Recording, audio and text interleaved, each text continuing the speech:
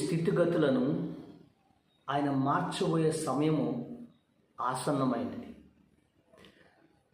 దేవుడు నీ జీవితంలో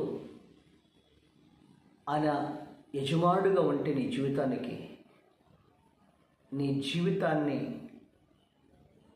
నీ స్థితిగతులని దేవుడు మార్చివేస్తాడు. ఇదే జరిగింది అతని జీవితంలో. ఒక గొప్ప దైవజనుడు అమెరికా దేశం నుండి ఆయన మరొక దేశానికి వెళ్ళాడు. ఆయన సువార్త పని కొరకు.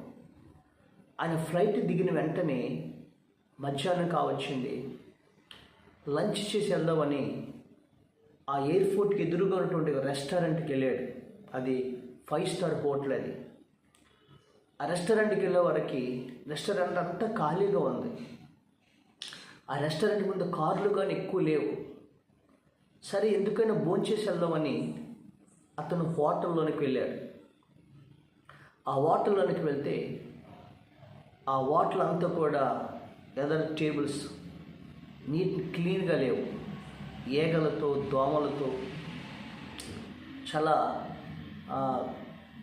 అసహ్యంగా కనిపిస్తూ ఉంది.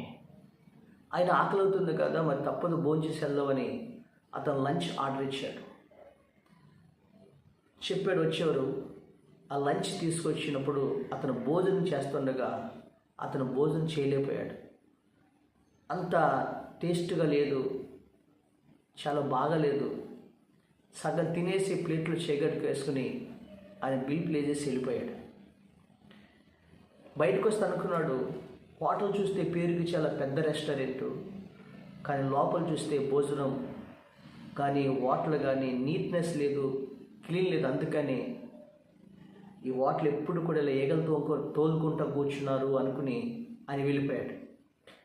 ఆయన 10 సంవత్సరాల తర్వాత మరి అదే ప్రాంతానికి ఆయన వచ్చాడు.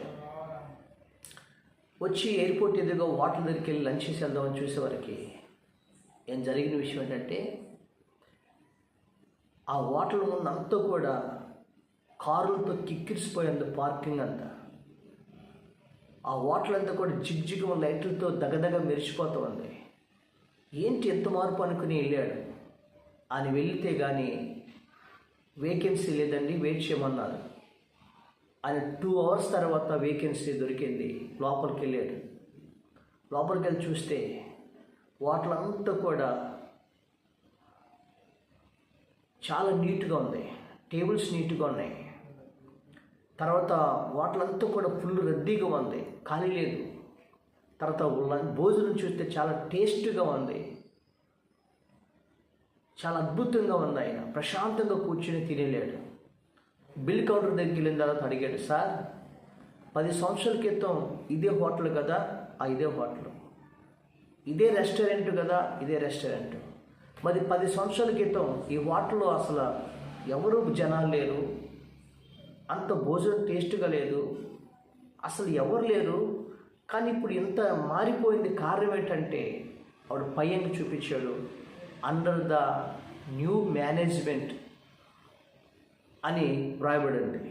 ఇప్పుడు ఈ హోటల్ మేనేజ్మెంట్ మారినారు. పాత మేనేజ్మెంట్ వెళ్ళిపోయినారు, ఇప్పుడు కొత్త మేనేజ్మెంట్ కింద ఈ హోటల్ ఉంది అని చెప్పాడు. నేను స్తోత్రం. పాత మేనేజ్మెంట్ ఉన్నప్పుడు ఆ హోటల్ ఈగలు దోమలు అసహ్యంగా, లంచ్ టేస్ట్ లేకుండా, జనాలు లేనటువంటి అసహ్యంగా ఉంది ఆ హోటల్. లాస్లో నడుస్తుంది హోటల్. కానీ ఆ మేనేజ్మెంట్ మారిన తర్వాత ఆ హోటల్ రూపురేఖలే మారిపోయినాయి. ఎంతో అద్భుతమైన బిజినెస్ జరుగుతుంది. తర్వాత హోటల్ స్థితిగతులే మొత్తం మార్చేశారు. ఈరోజు ఆయన చూశాను. అప్పుడు దాని మీద చెప్పాడు, మనిషి జీవితంలో కూడా, మన జీవితంలో కూడా ఆదాము హవ్వలతో ప్రవేశించినటువంటి సాతానుని యజమానుడు మన జీవితంలో ఉంటే జాగ్రత్త వినండి, మన స్థితిగతులను కూడా అసహ్యంగా మారిపోతాయి. అదే జరిగింది. ఏబు అనే భక్తుడు అన్నాడు. ఏబు అనే భక్తుడి జీవితంలోనికి సాతానుడు అనేవాడు ప్రవేశించాడు దేవుడి పర్మిషన్తో. అప్పుడు ఏబు ధనవంతుడిగా ఉన్నాడు. ఏబు ఆస్తిపరుడుగా ఉన్నాడు. ఏబు చాలా అదృష్టవంతుడిగా ఉన్నాడు. ఎప్పుడైతే సాతానుడు దేవుడితో చెప్పాడు, ఆ ఏబు నేను పరీక్షించాలి అని సాతానుడికి పర్మిషన్ ఇస్తే దేవుడు, ఏబు ఇంట్లోకి, ఏబు జీవితంలోకి అపవాది ప్రవేశిస్తే ఎక్కడ ఏబు ధనవంతుడిగా ఉన్నాడో అక్కడే దరిద్రుడైపోయాడు. ఎక్కడ ఏబు కలిగి అన్నీ కూడా పోయినాయి. చివరికి కుష్ఠరోగం వచ్చింది, కురుపులు, చీము, రక్తం కారుతుంది. చివరికి తన వాళ్ళందరూ తను అసహించుకున్నాడు, తన భార్య అసహించుకుంది.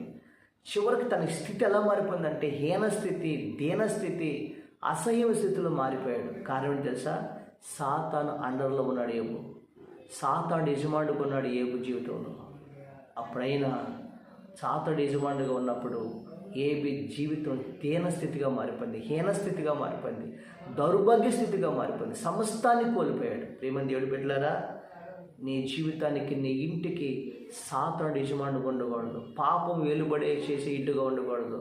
నీ ఇంటికి ఎవరైనా తెలుసండి, నీ గృహమునకు దేవుడు యజమానుడుగా ఉండాలి. ఎప్పుడైతే ఏబు ప్రార్థించాడో, యథార్థంగా నమ్మకంగా ఉన్నాడో, అప్పుడు ఏబుని దేవుడు చూసి, చెప్పంటారండి, ఆ ఏబుని దేవుడు చూసి 42వ అధ్యాయం ఏబు గ్రంథం 10వ వచనంలో మనం చూస్తాం.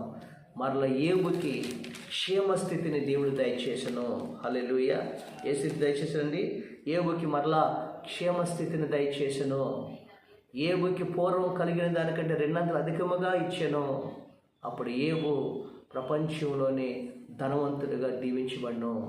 అప్పుడు అందరూ స్నేహితులు, బంధువులందరూ వచ్చి, ఒకప్పుడు నీ జీవితం ఎంత ఉందా, ఇలా స్థితి ఉంది, మరలా దేవుడిని దీవించడని చెప్పేసని ఏబుని అదృష్టవంతుడిగా ఉన్న స్తోత్రం కలిగినగా.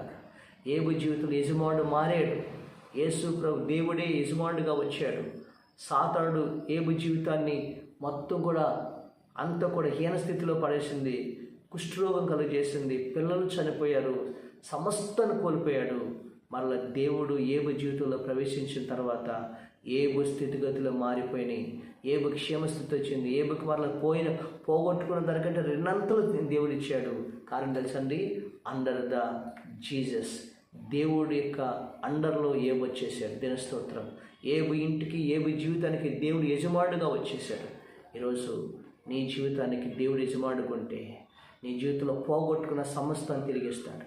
హీన స్థితి నుంచి, దీన స్థితి నుండి నీ జీవితంలో సంపన్న స్థితిలో మారుస్తాడు. ఈరోజు నా ఆరోగ్యం ఇస్తాడు, సమాధానం ఇస్తాడు, శాంతిని ఇస్తాడు. పూర్వం కలిగిన 2 అంతలుగా దేవుడు నీకు ఇస్తాడు. కారణం చెప్పంటారండి, దేవుడు ఆయనతో నువ్వు సహవాసం చేసినలా నీకు మేలు కలుగుతుంది, అలాగనే నీకు నెమ్మది కలుగుతుంది అని చెప్పి ప్రభు అంటాడు. ఈ దేవుడితో సహవాసం చేయి. దేవుడిని నువ్వు యజమానుడిగా చేసుకో. దేవుడిని తండ్రిగా చేసుకో.